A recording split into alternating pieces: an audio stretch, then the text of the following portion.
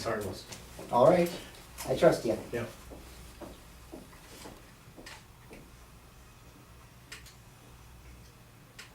I want to welcome everyone to the Learning Clinic on CKLU 96.7 FM.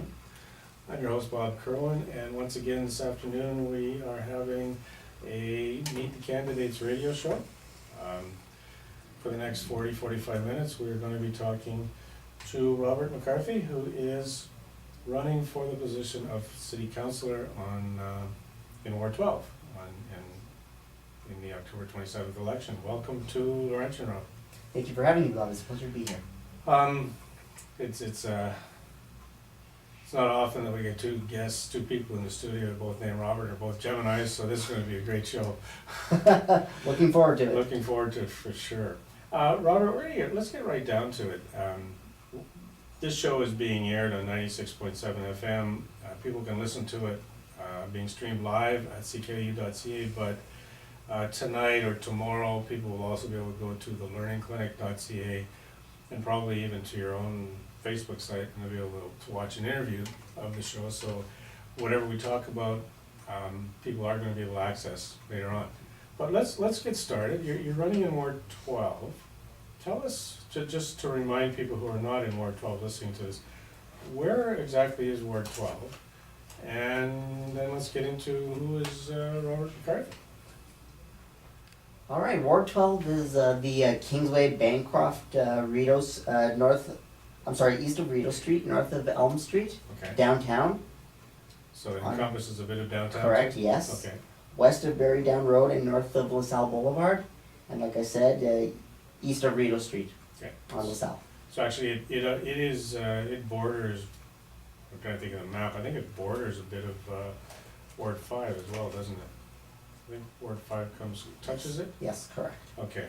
The only reason I know this, I'm very concerned about the Ward 5 area, and the interesting thing is that when you're running for a particular ward, you do touch several, at least one or two other wards around you. So interestingly enough, when a person's running for a particular ward, there's a bit of an overlap, which I'm sure we'll get into later on in the show, but which is why it becomes really incumbent upon councillors to know a little bit about what's going on in the wards around them and to be able to work with the councillors who happen to be in the wards around them, because if your boundary is on one particular street, and one side is one ward and the other side is another ward, I mean, they have similar issues. Yes, absolutely. You have to be concerned.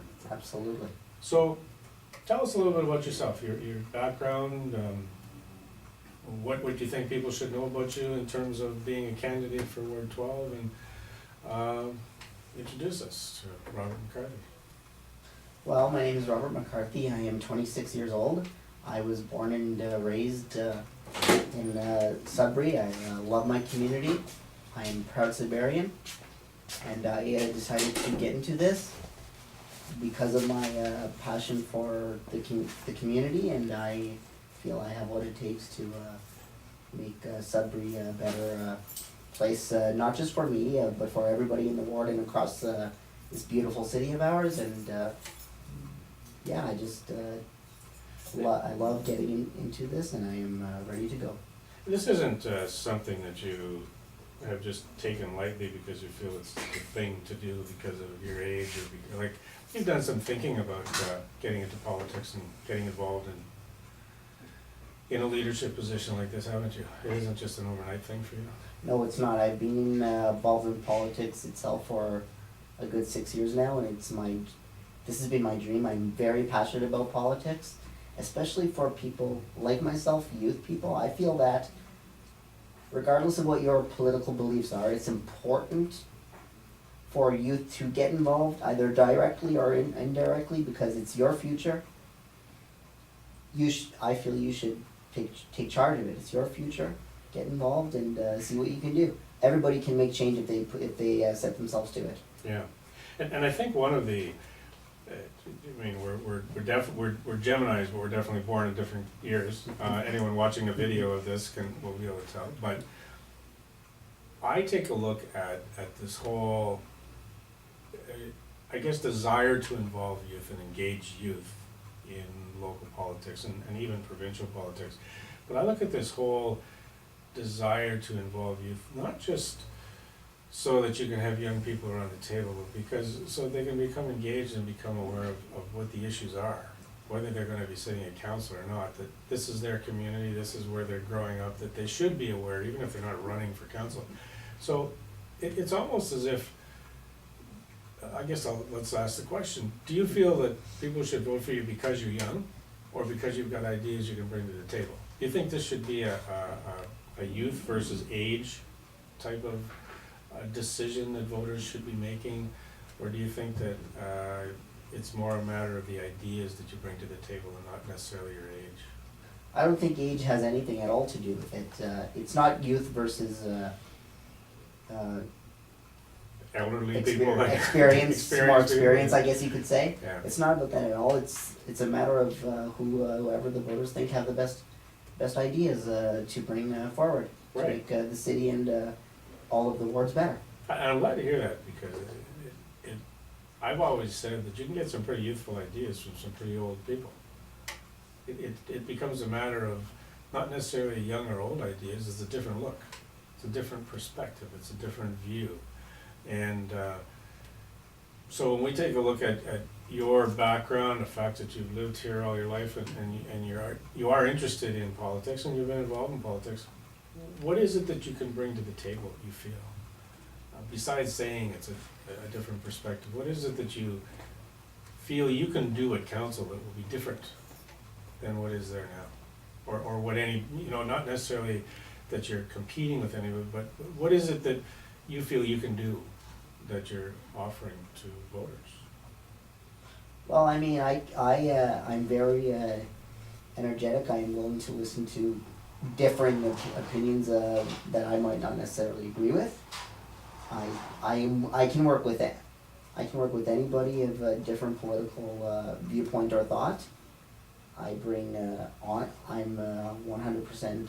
You can always count on me to listen to you, what your views are, and although we may not always agree, we can just, I can try to listen to your concerns best I can, and I can work with every councillor and mayor. And agree to disagree, I guess. Correct, exactly, agree to disagree.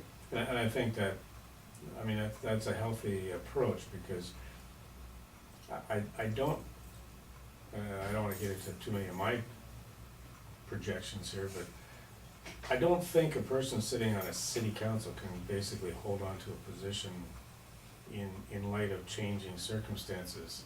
And I think that may be one of the areas that differs between municipal politics and provincial and federal politics, where sometimes a party has to hold on to a party position despite the fact that circumstances may warrant taking a different approach because they've got a party position. Whereas municipal politics, like you say, if you're willing to listen, you're going to make the best decision at the time. Is that a fair comment, do you think? Is that what you're trying to get at? Absolutely, I believe that's a fair comment. And in addition to that, you also, I feel you also have to be willing to, based on new information that comes out as time goes on, you have to be flexible enough to say, if you genuinely believe to say, well, my current view on such and such an issue was not necessarily correct, and you have to be willing to change that and not be afraid to go with new information. It's a tough thing for some people to do. Can be. Yeah, to admit that and it's not to admit that they were wrong. I've always said every decision I've made in my life has been the correct one at the time. It may not have turned out to be correct when other information comes up, but it was the correct one at the time, based on the knowledge you had. What do you see are some of the major issues facing the city as we're going forward that council's gonna have to deal with? Like, there's a whole menu of them. We could start from potholes to transit to everything, but in terms of what it was that, I guess, motivated you to step forward and register, what are some of the major things that you think we really have to get a handle on over the next little while? Well, of course, one issue that always comes up in every municipal campaign is road construction. Right. A lot of people are unhappy with the state of the current roads, with, like you said, with the potholes and whatnot. And another thing that I've been hearing a lot over the course of my campaign, which is still pretty young at this point, is not only the state of the roads itself, but the length of time Okay. it takes for those roads to get repaired. It can Okay. take months on end. So that's a big one I've been hearing a lot of. And the other, to be honest with you, the other major one is accountability and honesty, kind of what we were just discussing, kind of be able to work with everybody on council and just put faith in have the voters' faith, knowing that you're going to stick to your word and represent them to the best of your ability. Now, how do we convince people that we're gonna do that as candidates? How does a candidate convince people to trust me and that I'm going to be accountable? Well, it just takes time. You answer, if they have any questions, if they email your campaign office, or if they ask you a question on Facebook or on your Twitter accounts or whatever social media you have, or by phone, if you have to get back to them in a timely manner, first of all. If you get back to them within a day or so, they can really look and say, well, this person is committed to getting back and answering my questions. I think I can vote for him or her. Okay. So that's a big thing for me. Okay. Because in terms of accountability and honesty and integrity, quite often people have to see you in action in order to see how correct. you can, it's one thing to say that you can skate, it's another thing to get out on the ice and actually show you can skate. Yes, exactly. So how does a new candidate, how does a younger, let's say a younger candidate that really doesn't have a lot of experience that people can draw on, or people can look to, I guess engage the public in such a way that they're going to trust that this looks as if it's a person that will be accountable and will, be honest and have this kind of integrity, because most often people who are running for positions in politics, they've got a background, they've got they're a public figure that already have had a track record. Now sometimes that track record isn't helpful at all in running, because it means that the longer you've been around, the more people can point to some of your faults. Whereas a younger person may not have the kind of public track record where you can actually say, well, this is what I've done. You're still at that, no, I can do it, this. How is that gonna play into the campaign, or do you see it playing into the campaign? Because you're getting around, you're talking to people, you're probably hearing a lot of people that are totally dissatisfied with the status quo and want change. And then there's other people that say they want change, but they're afraid of putting someone that unknown into a position. That it's almost like better the devil you know than the devil you don't. Yes. How do we get through that? Because people are starting to disengage from politics. You given any thought to that? Absolutely. Well, you hit the nail right on the head, I think. Like you said, people are starting to disengage from politics at all levels, federal, provincial, and municipal. Right. You see consistently the voter turnout dropping because people just don't see as political figures as being able to keep their word. Right. And I think especially for a first-time candidate such as myself, it's absolutely a long haul. It's a struggle to make people trust you, because you haven't been out. People don't know who you are. So I think it's important in addition, whereas someone that has been a city councillor or a federal MP or a provincial MPP for so many years, the voters already know what they stand for. And already know what their name and everything like that, so it's a little, I don't wanna say easier, but they more establish themselves better. Right. Whereas, for someone like me who's just running, it's important to get the word out as to who you are and where you stand on the issues.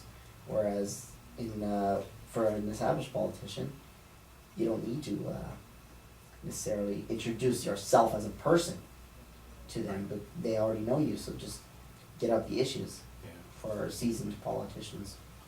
Do you find that that is preventing a lot of younger people from putting their name in to run for positions like this?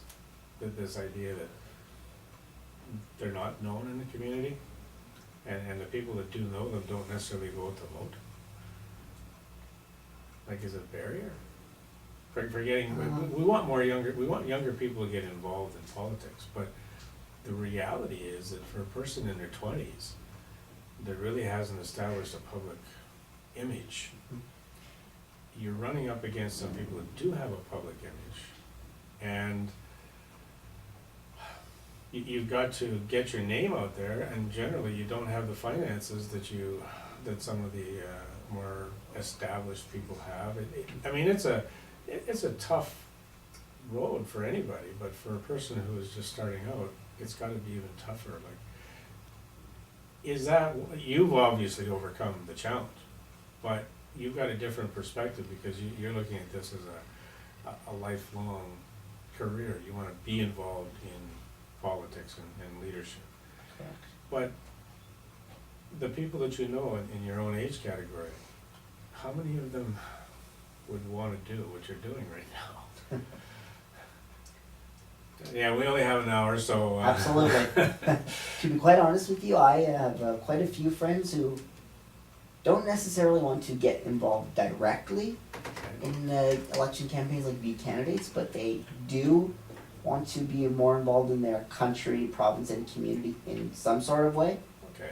Whether it's attend CAN meetings or help out on my campaign. I have a wealth of youth members on my campaign team that are just so hardworking. I'm so thankful for them. Good. They're the youth are the backbone of society, Okay. and a lot of my close personal friends do care about their community and want to make a change. That's good to know, because I think the whole challenge of trying to provide services for young people in the community, young meaning anybody under the age of 30, in order to encourage them to stay or to come back to Sudbury, to kind of reduce this out-migration of our young talent, I think that's gotta be an important issue for council over the next 4, 10, 15 years. Any ideas on how you can work with city council to make the place a little bit more friendly to youth? Have you got any thoughts on that, or is that part of your platform? It is actually one of the planks in my platform, if you will, is to create a youth council. Okay, explain a little bit more what that is. Well, basically what the youth council is, it'll be set up by youth and for youth in Ward 12 and across the community of Greater Sudbury, Okay, for them to have a direct voice as to what they want okay, in the community. If they want more recreational facilities, whatever they want, they can take charge of what they feel the ward and city needs. so we're looking at this being an advisory committee, or are we looking at getting them a little bit more directly involved? Getting them directly involved, yes, Okay, any in the decision-making process. in the decision making? Okay, Correct, yes. okay, any ideas on how that could happen? Besides just Well- forming it, because we do have a council that has to make the decisions to begin with. Absolutely. Well, once this youth council is created, you can set up meetings where youth can go and have their voices heard. Okay, so almost like a can for youth? Yes, exactly. Okay. car. That works. Transit is another big issue. Any thoughts on that?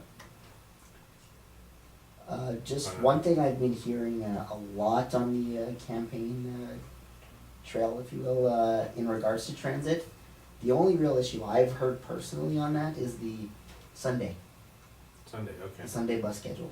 What are you hearing? That it's not frequent enough. One every hour isn't sufficient. They should be more. I haven't been given concrete ideas as to how often they think it should be, but they feel it should be more than once every hour. Okay.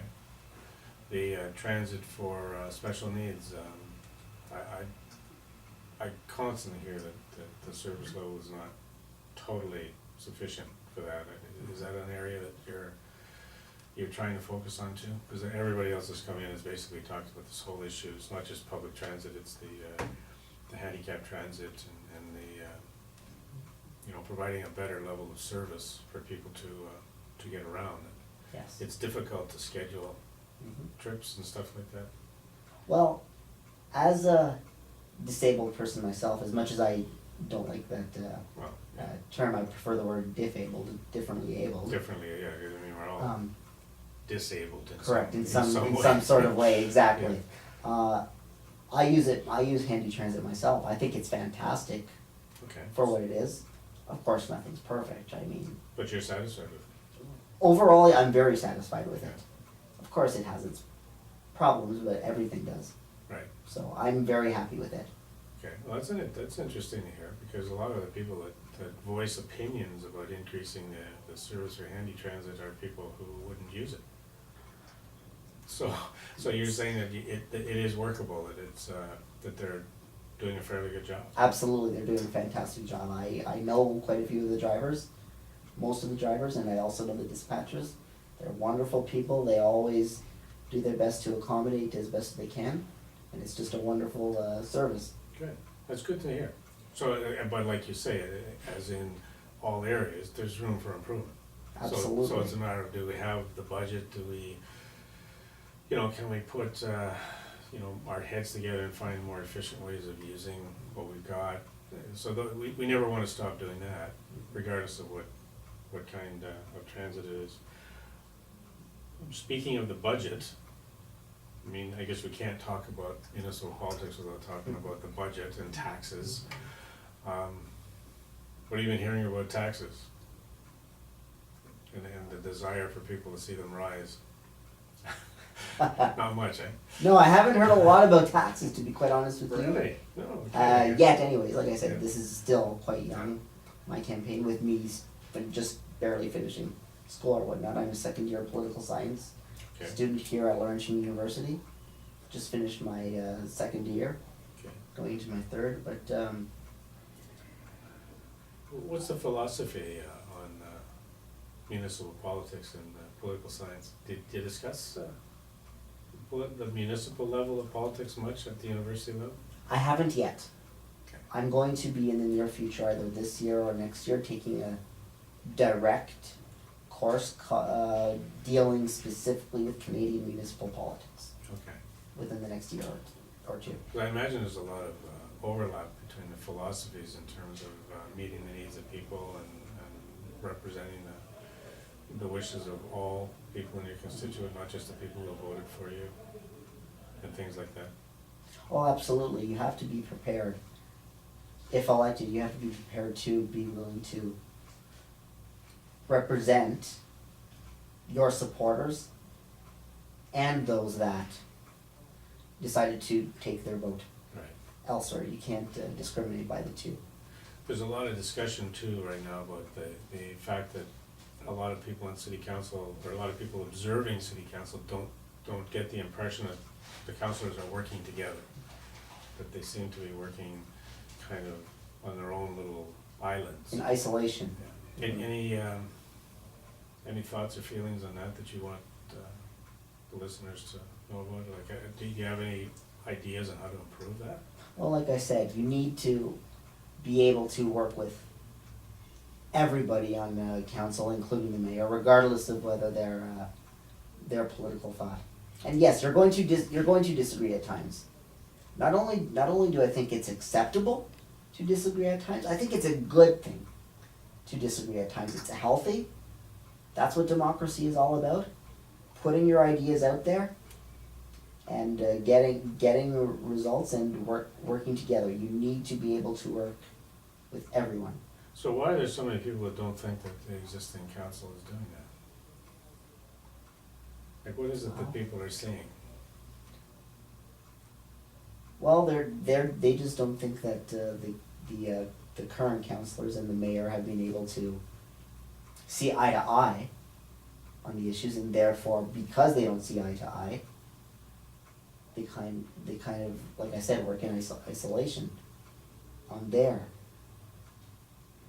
viewpoints, as opposed to saying, look, we disagree, but that doesn't matter. We should be able to work together anyways on solutions where we can mutually agree that is best and move this city forward. Okay, and I guess when we take a look at this whole idea of moving the city forward, there's been a lot of talk about trying to get the council to establish a vision, a long-term vision for the city. When you've got youth getting engaged in the community and you're looking at youth councils, can you give us an idea of what a young person's long-term vision of their ideal community would be?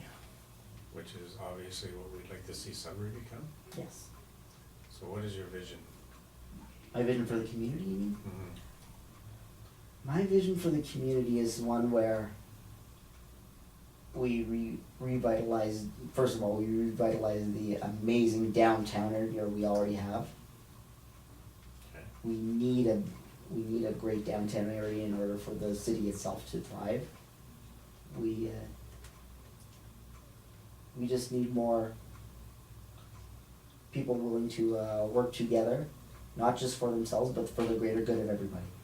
That's what I see Sudbury being, somewhere where we all can get along, just move the city forward for the benefit of the whole. What about art centers and cultural, like recreational centers and park development and industrial park development? Have you got any thoughts on those? Because those seem to be big challenges that are going to be at the table in the next little while. Recreation, arts, and culture is something that is very, very important, especially to a city like Greater Sudbury, simply because I've heard that there's not a lot of people have told me that they want more to do recreation-wise as far as parks for them and their children. So I think we need to develop more. Okay, so there are a lot of neighborhood playgrounds in the Ward 12 area, I imagine, just like Correct, any yes. other. When you get into talking about these developments in the areas like recreation and culture, it all comes down to money. Mm-hmm. Any ideas on how our city would be able to afford some of these places? Or have you looked into that yet? I haven't been able to. I haven't Okay. done that. Because it seems as if there's a lot of talk about the public-private partnerships. There's a lot of talk about trying to find additional sources of revenue to build multi-use complexes. And at the end of the day, we can have these visions, but if we don't have the money Mm-hmm. and people don't want to pay any more taxes, then we have to find a way of addressing this in a way that's going to accomplish what we want without breaking the bank. Without going too far in spending. Yeah, and I don't think we're going to find too many people who don't want to see these nice structures developed in Sudbury. The problem is that city councilors have to address the cost factor. Yes, exactly. They kind of have to balance the needs and wants of the constituents of their various wards and the city itself with the cost that's behind. And you know, you're coming from a youth perspective, which means that you've got an inside track on what the younger people are actually willing to tell you and talk to you about.